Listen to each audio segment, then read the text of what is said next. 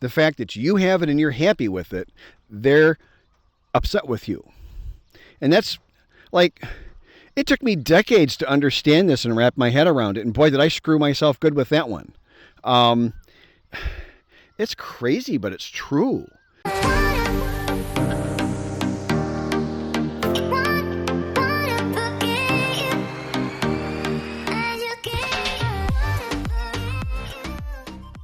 There, I haven't done this in about a year on the channel.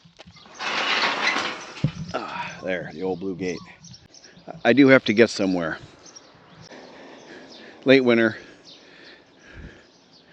Cold snap, but otherwise it's going to start getting warm again soon. Beautiful weather, hence the jacket. I've just got a very short walk here. Which about the limit of what I can do these days is what it is. That's definitely part of your happiness, is just taking whatever your circumstances are and going, hey, that's great, I can work with this, you know. That's something I've gotten pretty good at. There's things I'm terrible at, and there's things I'm, pretty good at, and that's a good one. Anyway, all right, so I'm going to use a short walk here to gather my thoughts on this video I want to make. I've been wanting to make this video for, oh gosh, like it's been in the back of my mind for about a year. And in the last 4 or 5 months, I kept thinking, okay, next time I got to do this haters video. That's a big problem with retirement, I'll tell you. But it's just so much other content kept coming up. It gets hard. I have too much content for my channel, and I only make one video a week because I love doing it. It's a great hobby. And I feel like I'm helping some people. I get these fantastic comments from viewers, saying how it really opened their eyes to something, or people are now considering a way to possibly solve some financial problems or other changes in their life that they'd like, and all that stuff. So it's rewarding, I guess I could say, right? So it's really nice. But yeah, I got my own focus on myself. I got to continue to do this post-surgical recovery, and at 61, it's slow, which is okay. You got to go. You got to roll with it. What else are you going to do? Anyway, so there's no more appropriate there's no more appropriate place to make a video about haters than with my new beautiful custom designed home that I designed myself in the background. We got to give the haters something to hate. I mean, we got to do that. I'll probably give a little background on how I did pick up some haters, but first let me just start off with the relevance for you. If you're thinking of retiring, you'll be retiring soon, you've just retired, or you've settled into a nice retirement and now you're kind of getting things organized and kind of coming along your way, and then you will, not maybe, gosh, could, kind of, sort of, you will have some people react negatively, and some people will react extremely negatively to that. And you'd be like, oh, gee whiz, what did I do? What's wrong? What did I brag? I know and even if you just did not one thing wrong, you weren't bragging, you weren't rubbing anybody's nose in it. You've got friends that are still working because they want to. You got friends that are still working because they have no choice and they have to. And then, here you are just kind of lounging around. Now, most of us aren't even in any kind of huge lap of luxury. Most guys retire if they can retire at all, and a lot of people can't. But if you can retire, most of us, I think, are on a pretty basic situation. That's what I am. I'm not, some crazy. I'm not collecting gold bars and Ferraris as a pastime out of boredom or anything, But I'll start with two definitions. Envy is wanting something someone else has, and it does not imply that I'm aware of anything negative. Jealousy is hating another person because they have something you don't. And here's the weird point: whether or not you would like it yourself. So whether or not the other guy even wants what you have, the fact that you have it and you're happy with it, they're upset with you. And that's like, it took me decades to understand this and wrap my head around it. And boy, did I screw myself good with that one. It's crazy, but it's true. And you will run into haters. And the only thing you can really do is just edit them out of your life. You'll block them on whatever social media. Stop accepting their phone calls. And my advice is don't cut it like and tell them off and go and heck with you and blah blah blah and slam the phone down. Although now you just click a red button on your phone. But back in the day, you'd slam the receiver down on the phone, and you can't slam anything anymore. Right? That sort of takes the fun out of it. But just the best revenge is living well, right? And I wouldn't even focus on the revenge aspect. I would just put it out of your mind, understand it for what it is. Some people just have a malfunction in their brain. They can't understand somebody else. They can't accept anyone else having peace and joy out of things in their life, and so they will start attacking you and just heck with that. I'll give you a little background. I mean, I'm an expert on haters, let me tell you. And one thing, it's a common thing that middle-aged men, there's a big pocket of older men in America that like rap music and even gangster rap and hardcore rap. That's a thing. I listen to that when I'm working out along with my heavy metal. So I will say, who's really got great lyrics and some great thoughts on haters is Ice-T. Now, do I agree with everything he says and does? Absolutely not. But his 1993 album, Home Invasion, I love that album. When I had a catastrophic electronic failure with one of my computers a few years ago, one of the first albums I repurchased was that one. And it is what it is, and I don't rely on it as much anymore these days because I just have so much peace now. I don't really need to think about anything else. But if that helps you, then I hope it helps you. Another thing you can do is follow his Instagram. He has got some great stuff on haters. It's not as good as his older stuff. It's like everybody, again, that comedian Jim Florentine. My son and I listened to him for years. His early stuff's awesome. His newer stuff's not as good. I don't know why it is that way, but it is. Maybe we always got to hang it up at some point. I'll probably stop making content on this channel at some point, right? I know in my mind this is only going to run a few years. It's already been almost 3 years or whatever the heck it's been. Probably a couple more, and that'll probably be it. And if I can even make it a couple more, I don't even know. So we'll see. But anyway, so I'll tell you just a quick story. I ended up on haters. I ended up 1990. Oh gosh, 1993 into 1994. I think late Christmas in 93. Yes. I ended up unemployed, fired. After I made a company, I literally, mathematically, doubled or tripled their corporate bottom line. I mean, I was following, and I can't even remember the guy's name. There was a new hotshot head of Pontiac Motors at the time. He was a big statistics guy and used his statistics background and knowledge to run a bunch of numbers on the division and turn it around and make money. And I did the same thing. I brought in some calculus and some statistics, and I made equations so the company could accurately, and it was scary accurate. It was these were simple things that anybody could have done, obviously, but no one had done them yet. And I wrote simple little mathematical formulas that could predict what the drywall cost, pea gravel cost, roofing cost, paint cost, everything for a construction project would be. This is before all the modern, fancy, super computerized estimating programs came out, and this was like early for all that. If you look at this all happened 1987 through 93, and then 93. My reward was I got laid off on 1 day's notice with no bonus, no nothing, no health insurance. I had a new baby. It was lovely, a lot of fun. And I was a senior VP of construction. And I was only, 29 or 30 years old, I think. 30. I would have just turned 30. So at being 30 and being a senior VP of construction, you're unhireable. You're so young, yet your last position was so high, nobody can match that offer. So you're effed. And so I started my own company. I had, praise God, I had already used, I did fiberglass as a hobby, and I recognized the smell, just the aroma, strong aroma of unsaturated polyester resin being reacted, two-part, part A, part B on a construction site of ours. And when I smelled that, it's a very specific smell, and when I smelled that, I'm like, I know exactly what that is. I know that chemical. I played with that as a hobby for 15 years at that point. I'd done that most of my life, longer than that even. I always loved fiberglass. I just ordered 2 new fiberglass fenders for my Harley Davidson. I just love that stuff. I find it 60s and counterculture and surfing and cool, and that's what I associate with fiberglass. So anyway, so I transferred my fiberglass resin, playing with it as a hobby, making stuff for myself thing, and turned it into making Corian countertops made by DuPont. And then within months, I realized, well, heck, all my money is going to the DuPont Corporation. Well, heck, those assholes are rich already. I don't need to make them any richer. And they really weren't nice people. They really weren't.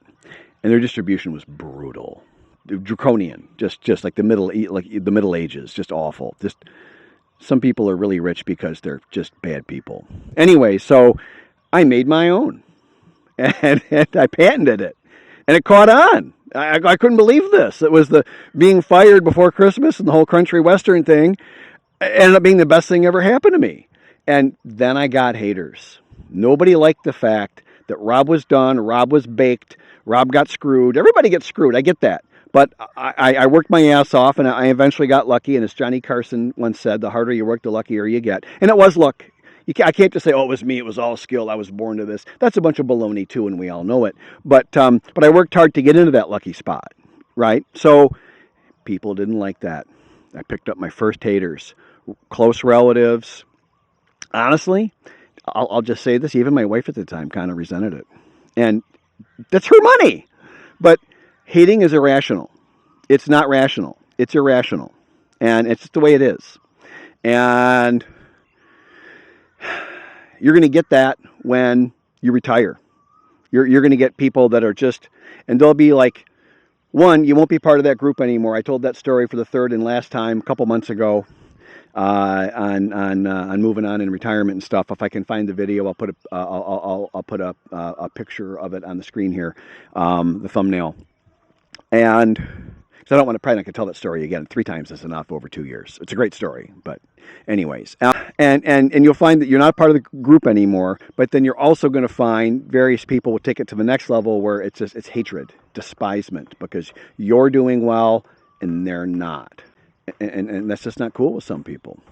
And so you're just going to, and so when you go to retire, one, I wouldn't waste a lot of my time running around going, hey, I'm retiring. Hey, isn't this great? Hey, everybody, can you please be happy for me? It's like your birthday, you know. If you don't say it's your birthday, how many people actually call you? It's like my old mentor Dick would say, you know, they're just leave it and just see who comes to you. And if they don't come to you, you got your answer already. We're all adults at this point. We're all 50s, 60s, 70s. Just, I think it's best for us is to move on and just do us. This is the happiest I've been in many decades, not just decades, many decades. I'd have to go back to peak moments in my youth and stuff to where I was this happy. So some of the best times with my daughter when she was a little girl, and my boy, although my boy and I are just as close now as the same, so that isn't any different. But you get what I'm saying. So I wouldn't run around making a lot of announcements because you're just not going to get, you'll get polite answers back. I would just pick the friends that you know, the couple guys that are actually there for you, and go to dinner. And you pay for the dinner. I would do that. And then when you're doing your stuff, I would go through, if you're a social media guy, I'd pare that down to just people that actually care. I mean, I unfriended a ton of people after, as the divorce went through. I got good advice from a friend of mine who's a big social media star, and he has thousands of followers. His personal social media is 10 times bigger than my channel. And he said, Rob, just go through it. You know who it's already going to be anyways. Just unfriend them. Just pull the Band-Aid off. You're an adult, right? You can handle this, right? I'm like, yeah. He goes, just do it. Man up and do it. And I did, and nobody called me and said, hey, you unfriended me. What happened? Not one call, not one text. So I have my answer already, as my mentor Dick would say. So not to say this is bad. I mean, this is life. This is human nature. And if you're actually making any kind of retirement, you're in the good news, my friend. You're in the rare minority. Counting among my friends, it isn't more than 10 or 20% at the most. And I'm not going to do a statistics on this, but it isn't very many people that actually retire. Count amongst your friends. Go to a retirement age of 60, 65, 70, 72. I mean, at some point, you're just not retiring. If you're 73 and you're still working, you're probably not retiring, right? So count amongst your friends. If you're retiring, you're in the rare, tiny percentage, or you already won. You already won. I would just enjoy it for what it is, and collect the very few people around you that actually care and are happy for you, and I'd embrace and I'd really appreciate those people. And that means when you go to lunch, fight them over the bill, buy them lunch. When it's their birthday, call and really want to have a friend, be a friend, be that guy, be there for people. And kind of a totally separate lesson, but I saw this recently from a guy that I respect a little bit, and it's on the internet, so I take all that with a grain of salt. But he was talking about put yourself in a position where you've got plenty of free time and no pressure on you, so you can be that best person that you want to be. I think that's fantastic advice, and I've been doing that, and I doubled down after watching that video. So I think you can just be the best you, enjoy it, enjoy you, do you, and understand that it's going to be, unfortunately, a minority of the people that'll actually be happy for you. But then I would double down on that minority group, and just have a love fest with that, and forget the rest. That'd be So can I give you any final points on haters? You can't predict who they're going to be. Often it's people closest to you, and keep in mind it does go to hatred. Real hatred. The envy, and then going to jealousy, turning to jealousy, we say, oh, haters, we throw the word around like it's meaningless, but it is actual hatred, and that means they really don't have your best interests at heart, and therefore I think it's foolish of us to then give them time in our lives, give them the time of day, and allow them a place in our lives. I'm careful now. My life's a members only club, and people that want in, I don't make it easy, because why should I? I've already learned those lessons, so I'm careful. Anyway, that's it. There's your haters. Move on. Be happy. Who cares, right? Just walking home 7:45, which is late for me, but that's the way I like it. I like my early rising and early to bed and all that stuff. This is the schedule of my choice. I can do whatever I want, but we're out running errands, and then we went to one of my favorite restaurants, OND, in Korat. Nice German restaurant, nice guy, really good food. It's a really chill place. He's like a 60s bohemian German dude, just who cooks really nice food. It's easy to like. It's very universally Western, not necessarily German per se, to me. Anyways, great evening, relaxing, ran some errands. Had a special 2-for-1 on donuts. I bought donuts. That's my weakness. I've had my best weight management when I eat 1 donut per day, because it satisfies my craving. Anyways, get to Fawn's parents' house, drop off the car. She's got to go take her mom, by song, take her mom to go see Grandpa, who's sick in the hospital, and he's somewhat recalcitrant individual when he's healthy, so I can only imagine what that's like today. And then we can hear her one boy screaming and wailing in from the grandparents' house. And here's the point. Why did I open the camera? None of this is my problem. I'm not being a dick. Not saying I can't be a dick, and not saying I'm not good at it. I'm just saying at this particular moment, I'm not being a dick. And nobody really needs me, or probably even wants me. There's nothing I'm going to really do or add to any of that. And I'm peacefully going to go here, sit on my front porch after I shower and put on some comfortable clothes and read the rest of my book. Just taking a quiet morning in the village. I'm not going to go work out in the city today. I've done that 3 days in a row. That's about my limit. I get tired. Being in your 60s, it is what it is. I'm going to go look at the house. The Chong workers have a question. Kamtam have a question on but-a-do, door or doorway, but-a-do. So we're gonna go do that. Okay, microphone test after dropping it. Testing 1 2 3. Testing 1 2 3. How's this thing? Did I ruin it, or is it still working okay? Thank you for watching my YouTube video. If you've watched this far, please consider hitting like and subscribe.